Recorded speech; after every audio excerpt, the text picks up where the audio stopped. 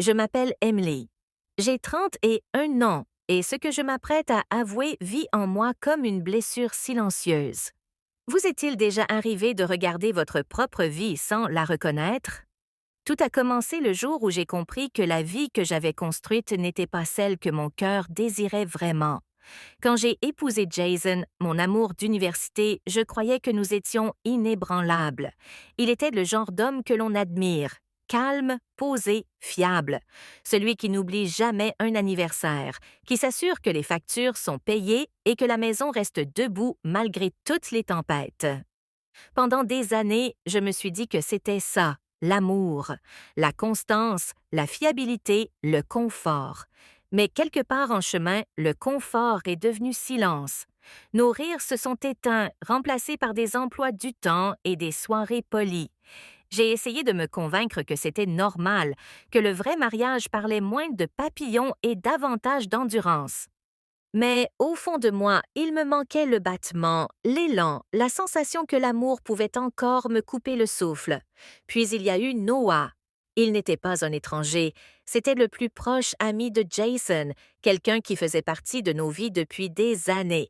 Et pourtant, soudain, il était différent. Il dégageait une énergie qui remplissait chaque espace où il entrait, une énergie qui rendait tout un peu plus vivant. Là où Jason planifiait chaque chose à la minute près, Noah vivait à l'instinct. Et quand il me regardait, c'était comme s'il voyait la part de moi que j'avais oubliée. Tout a commencé innocemment.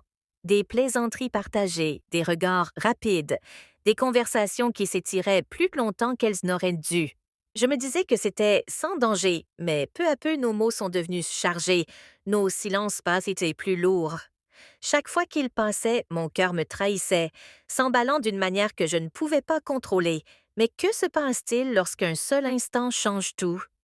Un soir, alors que Jason était en déplacement, la frontière entre l'amitié et autre chose a disparu.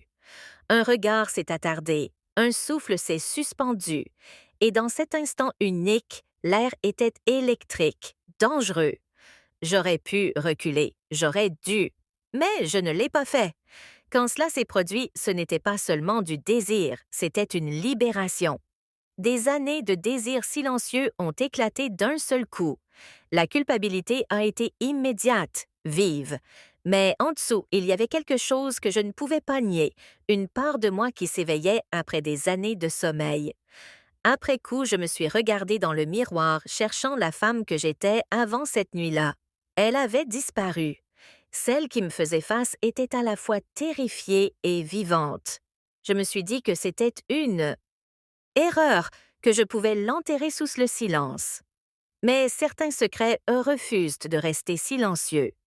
Jason est rentré, a embrassé mon front et m'a dit qu'il m'avait manqué. J'ai souri, faisant semblant que rien n'avait changé, alors qu'à l'intérieur, j'avais l'impression de me tenir sur du verre brisé. Chaque mot, chaque geste était une comédie. Et pourtant, Noah persistait dans mes pensées. Sa voix, son regard, le souvenir de la façon dont mon prénom sonnait quand il le prononçait. Les jours se sont fondus en semaines. J'ai essayé de prendre mes distances, de reconstruire les murs que j'avais brisés, mais les plus petites choses continuaient de les faire tomber. Un message inattendu, un bonjour échangé, la façon dont nos regards se retrouvaient dans une pièce bondée. À chaque fois, ma détermination s'effritait un peu plus. La culpabilité est devenue mon ombre. La nuit, tandis que Jason dormait à mes côtés, je revivais des moments que je n'aurais pas dû me rappeler. Mon corps restait immobile, mais mon esprit était ailleurs, pris dans une tempête dont je ne pouvais m'échapper. Puis Jason a proposé que nous partions un week-end.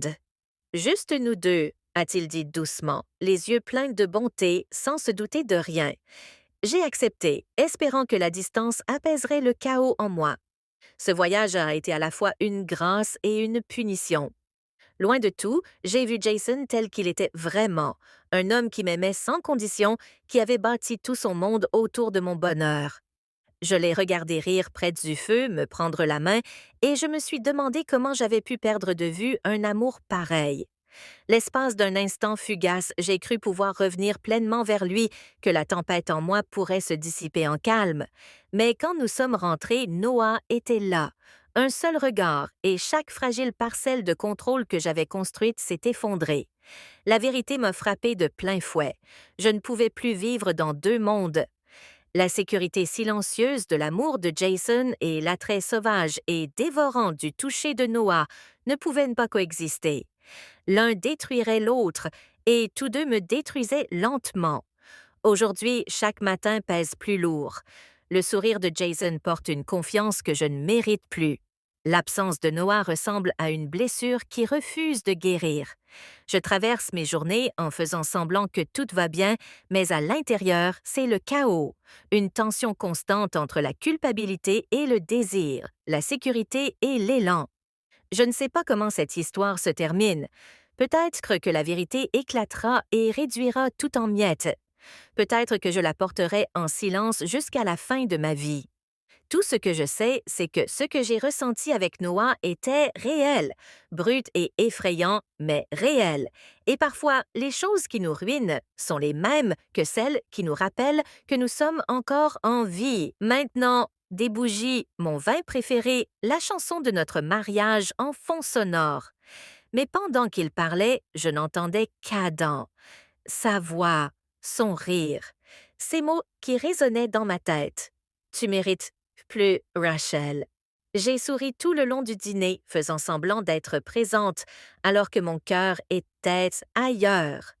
Plus tard, quand Michael s'est endormi à mes côtés, je suis restée à fixer le plafond.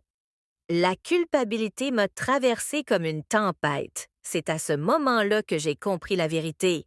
J'avais dit oui à tout, sauf à la seule chose qui comptait vraiment, l'honnêteté. Le lendemain matin, je suis allée au travail et j'ai demandé à Adam de prendre un café à l'extérieur du bureau.